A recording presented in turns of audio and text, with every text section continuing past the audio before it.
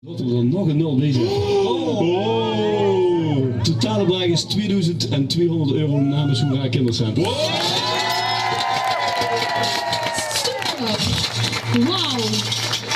Wat goed. Geweldig. Dit is echt heel erg mooi. Wij hebben namens Hoera Kindercentra voor Stichting Leergeld geld opgehaald. Dat hebben we gedaan door middel van een wafelactie. Alle BSO-kinderen hebben zich helemaal ingezet en zijn helemaal aan de slag gegaan door wafels te bakken. Deze konden gekocht worden door ouders, opa's, oma's, andere belangstellenden. Onze peuters hebben allemaal een wensje in mogen dienen. Die zijn allemaal in een wensboom opgehangen. Daar hebben ze een bedrag voor mogen betalen en uit al die wensen komt per locatie ook nog 1 winnaar eruit. Die moeten we nog even bekend gaan maken. Dat doen we nog een andere keer. En voor alle BSO-kinderen hebben we afgelopen woensdag een hele grote kerstbingo georganiseerd. Met mooie prijzen. Waar, zoals Alice straks al zei, 67 kinderen aan deelgenomen hebben. Is er nog een nummertje wat we kunnen draaien voor u toevallig?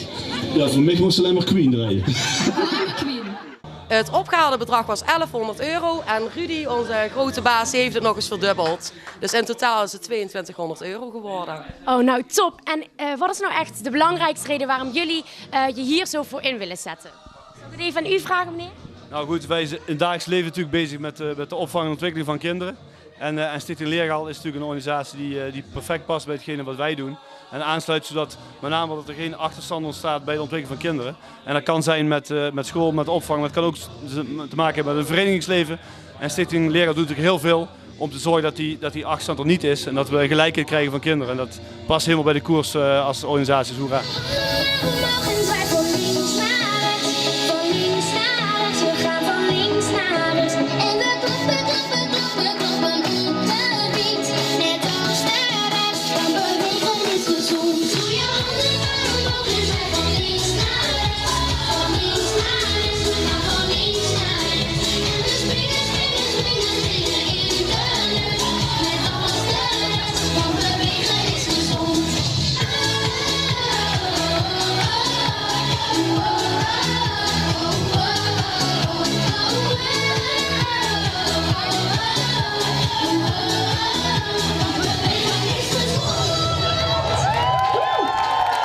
Hartstikke bedankt voor moeite allemaal. En wel toe zeg ik wel, maar blijf nog even in.